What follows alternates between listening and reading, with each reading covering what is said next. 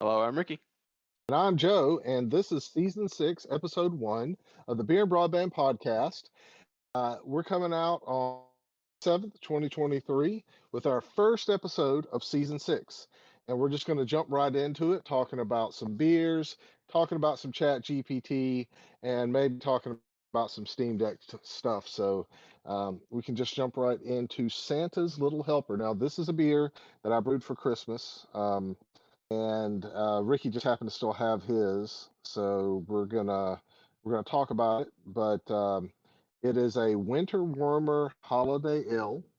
It is a beer that was a beer kit from Boom Chug Lug, which I got, and then Venus, my wife, made the little label that goes on it, which looks super awesome. It's one of my favorite things, kind of minimalistic, but it's 6.8% ABV, and I think that's me talking about it long enough for you to have tried a little bit. What do you Yeah, I've think, tried Ricky? like half a bottle. This is really good.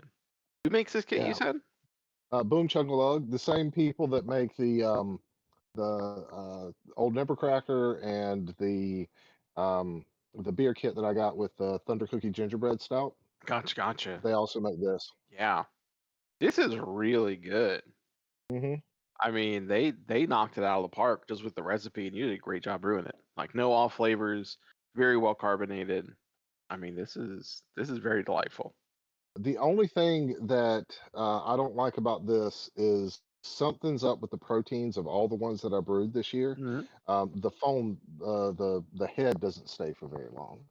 Um, but so you had options to put different flavoring in this, and we got a like uh, what Scotch candy, but Okay, butterscotch, yeah. had a butterscotch flavoring to go in it because I thought that would go well with the flavors that it was always supposed to have, like some caramel notes and some Hmm. ale notes that are supposed to go with it. So it's kind of a butterscotch caramel ale, but it's supposed to be a like a winter ale. So it's a little bit higher ABV, about 6.8% ABV.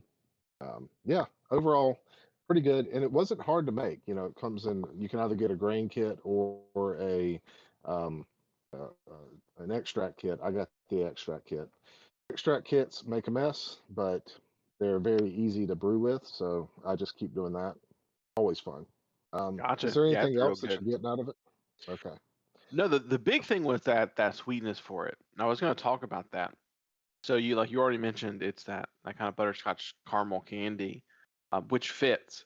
I was really going back and forth. Like I know this is like a darker sweetness, but I couldn't tell if it was caramel or it was like maple syrup. 'Cause it does have that kind of like floralness to it as well. Yep. And it's got like a little bit of like bergamot sweet tea, like southern tea kind of flavor to Hmm. it, which is really interesting. Um, yeah, it's one of the more complex beers that I made this year, I think. Pretty fun. So let's talk about ChatGPT and your thoughts on ChatGPT. So have you gotten involved with ChatGPT, done anything with it, messed around with it at all, done anything I like certainly have with messed around with it. I won't say I've done anything extreme with it. I've done no projects based off of it, anything like that. But I have over the last month or two, like played around with a lot and had a lot of chats with it. Tried to do a lot of different things with it to see how well it kept up with certain asks. Because I'm more of looking at ChatGPT as less of a development tool and more of like I don't want to say like a personal assistant, but more of like a cultivated knowledge expedition. Like instead of me having to figure out through a bunch of Google searches something, can I more quickly extract that information from ChatGPT? yeah, I get you. It's a weird thing that ChatGPT does, right?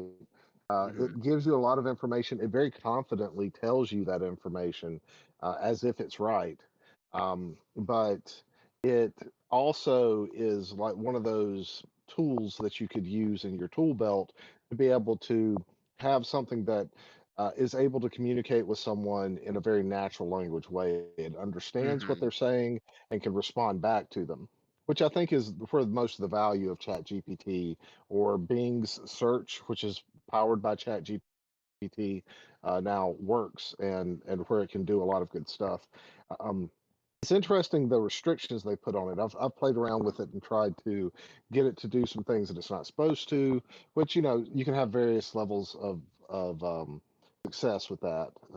Uh, but for the most part, if you just start going in and try to get it to like make something or write something for you that it would violate its like terms of service or something with the Hmm. Bing version of ChatGPT, it'll just stop. It won't do it. But if you do it with the ChatGPT version, it kind of gets in this recursive loop where it just goes like round and round and round and never like really fulfills the request that you had for it.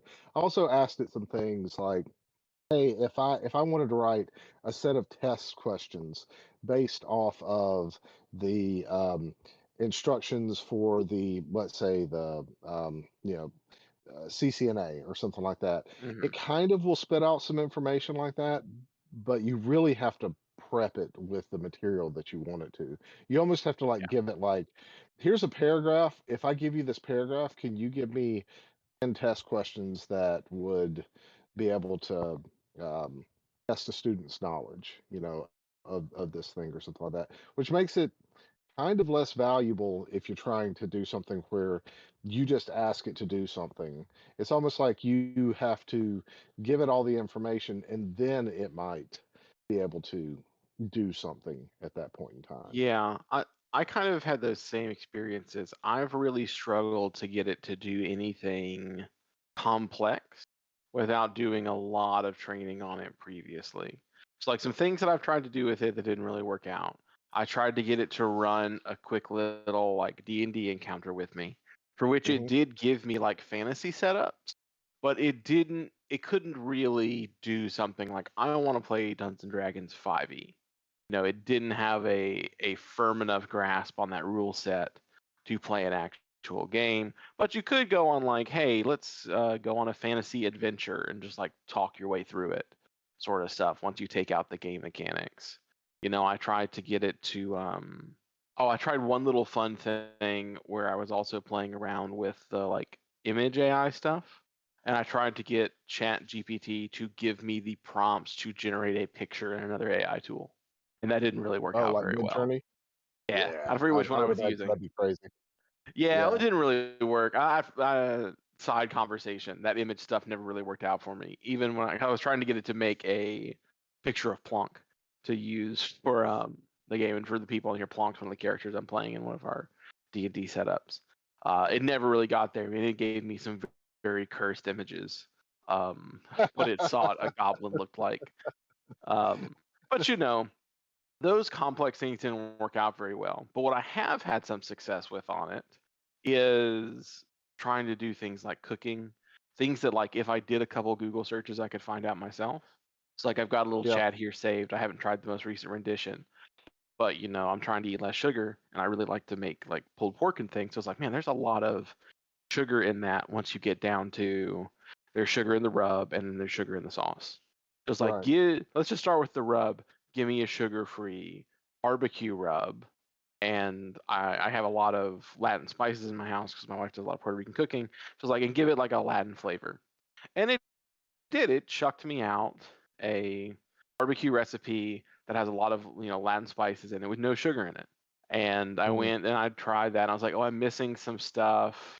Okay, can you swap this out for that? Oh, you want coriander in there? I don't like coriander. Can you put something else in there?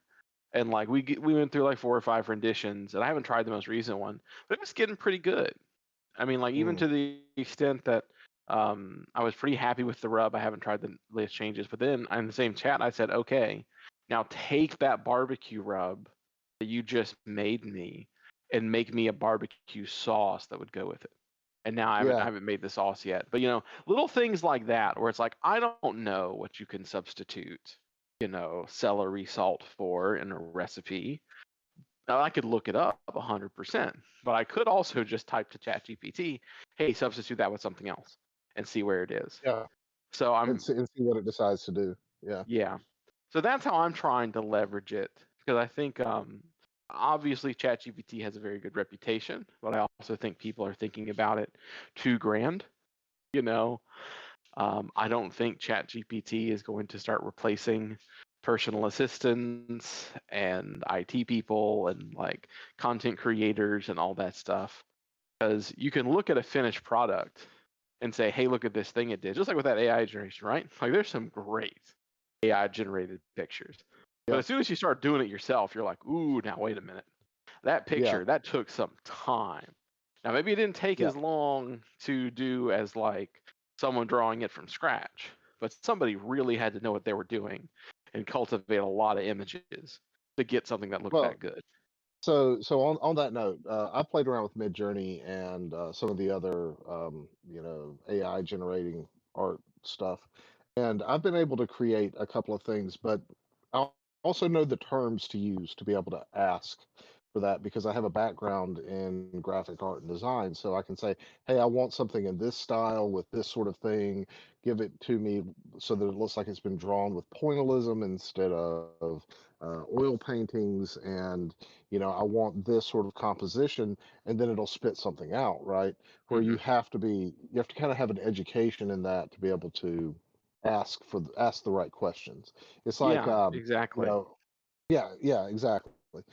So the thing with something like Mid-Journey, ChatGPT, anything like that, you really have to ask the right questions or give it the right information in order for it to give you something back out that's of any value, really. And I think it's a valuable tool. One of the questions that I ask in the notes is, are developers going to be replaced or is IT going to be replaced? And I know you already answered that question. No, they're probably not going to be replaced by this.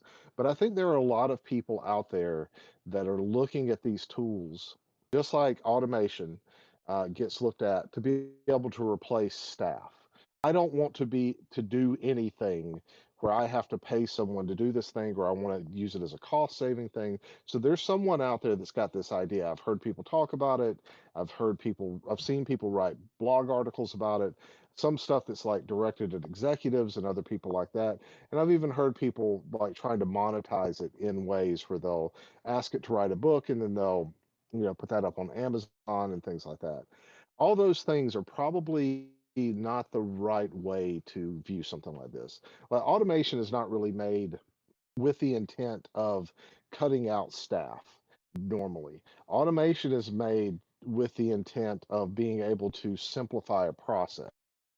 Now, that could lead you to have a lower head count if that means that you don't have to have as many people on an assembly line to do something or something like that. But that's probably not the right way to look at whatever you're doing with an automation. In much the same way, something like ChatGPT, which isn't really like intelligence like we think of intelligence, like when we're talking about like sitting around talking to one another or responding to something. It's more like it does have like some sort of neural net that's there that can process information, but it's taking a large collection of data and being able to understand a prompt and then respond to that, right? It's not quite the same as it just like thinking up something or being creative. So if you want it to be creative, to write something, write a story, to be able to write sheet music, to come up with a recipe, you have to give it the right sort of information to be able to do that back for you. So you've got to say, hey, like you said, I want to write a recipe that would be able to allow me to make barbecue sauce without sugar in it. So omit sugar as an ingredient, but it still needs to be sweet. So how would I be able to do that? And then it can take all of its database of knowledge about recipes and like correlate that down to, well, if you want to replace sugar with something, then you can use these 5 ingredients. And that's really where something like ChatGPT shines, especially in like a search space, like you had said. Bing, Google, anything like that could really enhance their ability to search for something, because then you could say, hey, I'm looking for this thing, this particular thing. Can you give me 15 things that are related to this thing? And it will give that back to you, right? Yeah. Well, I think you hit the nail on the head earlier with the secret sauce to ChatGPT is really just the language interfacing. It speaks to you very well. Like it can take that information that it's run through in the background and present it in a way that feels very natural.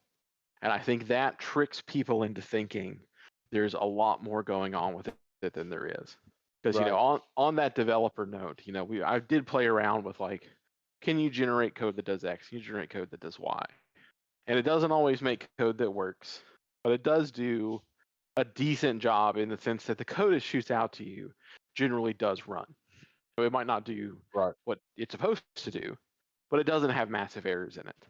So like it can be a good tool set, but you couldn't be able to tell it, hey, I've got X problem that I'm looking to solve with software. Write me something that solves that problem.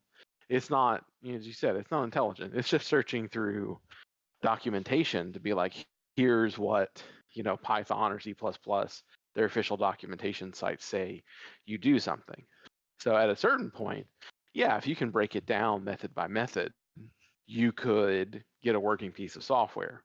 But just like how you had so much more success generating images than I did because you knew all the steps and what to ask for and I didn't, you still at least need developers to be able to say, okay, the actual way you would solve this problem is by doing A, B, C, and D. So, Right. hey, ChatGPT, make me A. Okay. A worked. I need to make some adjustments. Perfect. Okay, give me B. No, B's not right. Think about it again this way. Go back and forth, get something that's B. So it might save me some time typing on a keyboard, but you still need somebody that's going to be able to put that software together and know how it's all supposed to connect together to get the solution. Now, let's suppose that a developer, like, say, maybe they had some sort of crippling disease that kept them from being able to type. Could ChatGPT be used to massage out something as like an assistive tool for You know, disabled people? I actually think to a certain degree it probably can. Because I think that's my thing with ChatGPT as a development tool is like all it's really doing is saving you time typing out like something that's very common. When you need like Right. really customized, like non-standard stuff, it all falls apart. But I'm sitting here thinking about, okay, you could be somebody, maybe you're not a day-to-day developer anymore. Maybe you're doing architecture, maybe you're doing design. And this would be a really good way to type up pseudocode, a really great way to do documentation, get your doc strings put together and Yeah. stuff like that. I One of the definitely see tedious it. tasks. Yeah, Yeah. it can definitely be a tool in the tool belt. It's just not the handyman, you know? Right. Right. So here's another thing. Is it ethical to use AI services like ChatGPT to write, say, like a book and then say you wrote it? Or do you think that there needs to be some disclosure there that you used it? I think the book definitely. I know there was some controversy that came out about a children's book a couple months ago, but it wasn't the chat stuff. So like a person wrote the text, but the book was about like writing a book with the help of an AI, and they used the image generation stuff to make all the images. And the image one, I'll say at least, you are really having to, with your prompting, paint a picture, especially at the point that you want all your pictures in your like 30-page picture book to have the same style and align and reuse locations and stuff like that. So like I can give that a little bit more. All right, you put in a lot of time and effort to generate this picture, not too much differently than you would if you had like commissioned an artist to do it for you. It's just cheaper. Right. And there's the moral aspect of that you removed a worker out of the equation. The illustrator is a machine that you're prompting and not a person who you're, asking for particular sets pieces of. But if you're actually like, hey, go write me the text for my adventure story, one, I'm not sure it'd be very good because I tried that with a D&D campaign. It was Right. okay at Right. best.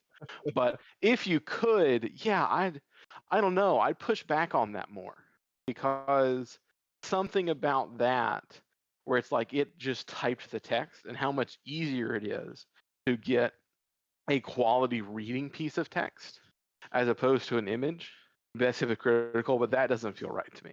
Because you can get ChatGPT to toss out like perfectly formed paragraphs and things like that, like all 100% grammatically correct. Right. There's no 10 fingers on the goblin of, write me a paragraph for ChatGPT, unlike my attempts at making my goblin character, who I got. Oh gosh, it made me so upset because I finally got it to really understand. Hey, I want a goblin, but it gave me like a Tim Burton terrifying creature, like hundreds of teeth. It's like, okay, but that's clearly a creature. This is the first time that that's a thing. Someone could look at that and call that a goblin and says, okay, but what if it was a handsome goblin? Because that's his whole thing, is that he's handsome. And it just gave me like just a green dude after that. I was like, come on, like I was almost there. But yeah, I don't know. I'd push back on that. I think, yeah, if it's a book and it's all the text and you're just prompting something to feed you that text, yeah, I think you would need to do a disclosure, or it has like its own little stamp. Yeah, I agree with that. I think that it's more ethically correct to be able to use a tool like ChatGPT to be able to write something. Because even though I'm sure that it has collected information from other people's written works, it has other knowledge that it's drawing from. One of the problems with image generation is the images and the things that it's pulled off of, the artwork that it's used, that's all like work that someone else did, and they're never profiting from that. So, you know, that stuff is generally like you can go in and say, hey, I want something like this particular artist, like say, I would like to have something that looks like a Salvador Dali painting. And if Salvador Dali was still a living artist, it's been trained off of his artwork, and it is going to create a painting that looks much like what he has done.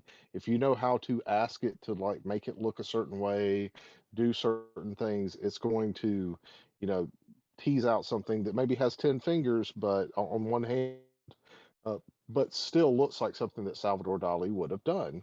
Where with something where you're saying, hey, I want you to write me a sci-fi story that's about a dog named Cooper or something like that, right? And I want it to be in like a children's book form. There's just general knowledge about the guidelines for doing that are open to just humans to be able to use for like English, right? I mean, that's why English classes exist. So that's not necessarily like copyrighted and based off of one person's body of work. It's based off like a whole like set of things. So I actually think it's less of an ethical conundrum to like sit down and be like, okay, this is something where we could use this tool to do something, or generate something, generate a blog article or generate some sort of written work, especially if it's like instructions of some sort, than like documentation, right?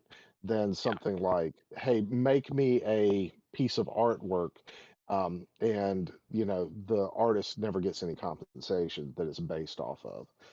Now, I'm not saying that um, there's not some reason for artwork to be generated by AI or anything like that. Not going down that path. That's a very complex thing.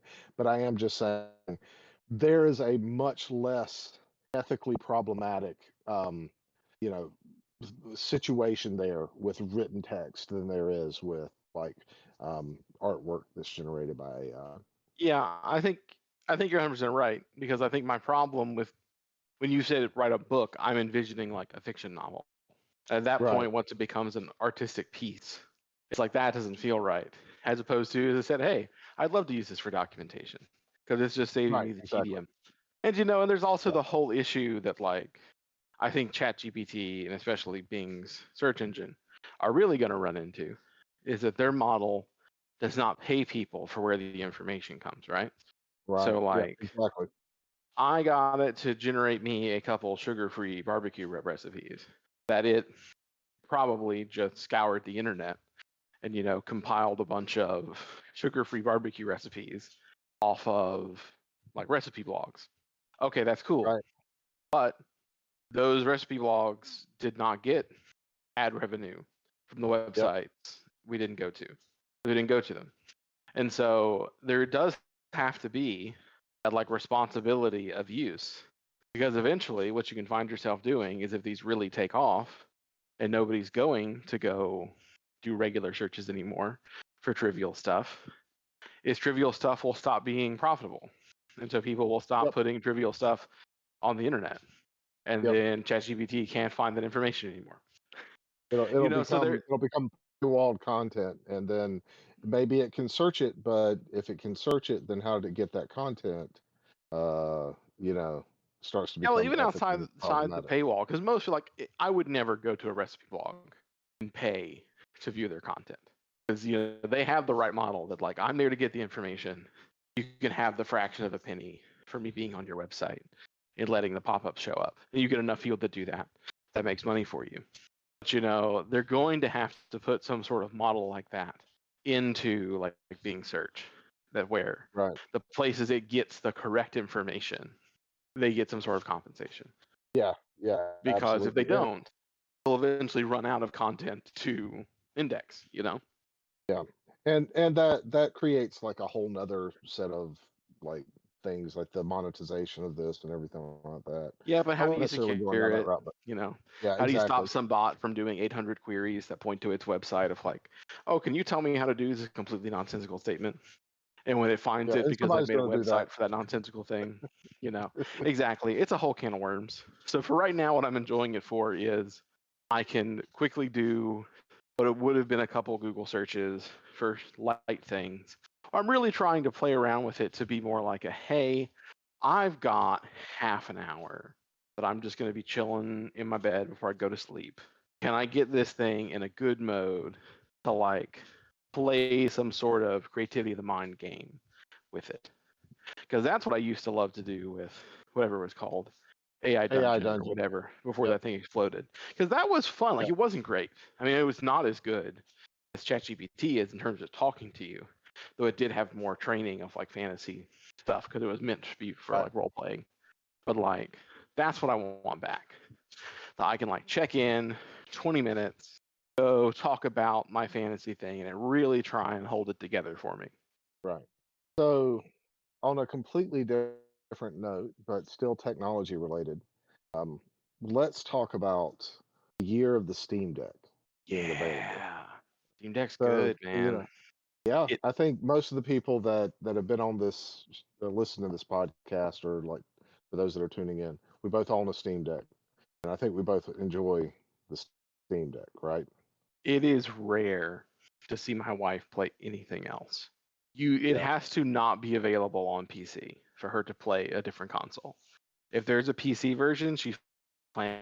I mean, I've got my $2,000 gaming computer ready to play Cyberpunk at like highest settings, and she's playing it docked to the TV in with the Steam Deck. Never Right. even asked to play it on the big PC. Because like, frankly, Yeah. it doesn't look bad on the deck. I mean, even when upscaled to the TV, it still looked pretty good. It plays well. We both played all of Hogwarts Legacy through it. Every little indie game we find that are compatible, we play them there. It's good. It has really nailed portable PC gaming. I think better than anything else has. I mean, it's certainly better than any gaming laptop that we've seen. It's not as strong, but it's a better form factor. Well, it's strength is relative, right?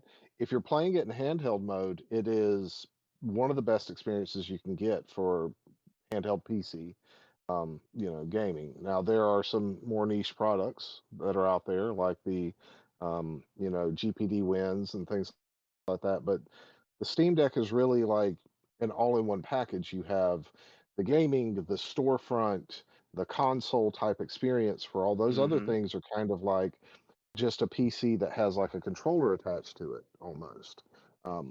They're a little bit less of like an all-in-one package, even though they still leverage a lot of Steam's, functionalities and things like that. Yeah. So I think the Steam Deck really is, like you said, it hits that perfect balance. And for anyone that doesn't use it in docked mode, which I enjoy, plugging mine up and tinkering with it in docked mode. But where I want to play with it is when I'm sitting on the couch. My wife doesn't want to watch me play a video game on the big screen, and I don't want to sit there with a laptop in my lap and try to play a video game streamed from one of my PCs or something like that. But the Steam Deck, oh man, it is just such a good. It's like my big old hands just fit right there around the grips. It's just the right size for me to be able to do couch play and just really enjoy it. Yep. And I think that's just the thing about it. I don't know about portability. I haven't taken it on a trip yet. I've got, a couple of trips that are coming up this year. I'm going to take my Steam Deck with me when I go on them and see if I like it versus like something like the Miu Mini or the Ambernic RG35XX or something like that. But man, it can emulate everything up to like PS3. You got game streaming for Xbox, xCloud, and the PS4, PS Remote Play, and then you've got streaming from like your PC that you can do to it too. So even though it's a lower resolution screen, it like basically takes all of the functionality of everything that Steam's ever done. The really good controller that they used to have, that they used to sell, the Steam Link that they used to sell, all that stuff that has all these like great functions. And it's on sale. This is not a promotion. We're not getting paid by Steam to talk about it, but it's just on sale right now. First time it's ever been like at a discounted price. Um, yeah, and it's already pretty affordable, so I almost bought a second one. I'm just going to be transparent. I Mhm. almost bought a second one, but I haven't. It's still on sale though, and I keep eyeing it. Like I sit here and I'll look at it. I don't know if I want to buy a second one. Venus will probably kill me for spending another $600 on a gadget. But oh man, it's such a good device. I love it so much. So yeah. Um, take that as you will. I don't know. Is there anything I'm sitting here babbling on about? Is there anything else that you want to say about the Steam Deck? No, you just hit pretty much all the great points. And I'll tell you, we haven't taken like a long trip, but my wife goes up to see one of her college friends every week or two. She always brings the deck. They play games with each other, pass it back and forth. So like it travels real well short distances. I can tell you that. Because she used to Yeah. instead like pack up a bunch of games, put them in a bag, see if play them on their PlayStation or whatever. Not anymore. Just takes the deck along. Well, awesome then. So this has been season 6, episode 1 of the Beer and Broadband podcast. We have Twitters and Patreons and stuff like that. So if you guys want to give us any advice or thoughts or anything like that, feel free to reach out to us through either of those platforms. Otherwise, thank you for listening, and we'll catch you next time. Thank you so much.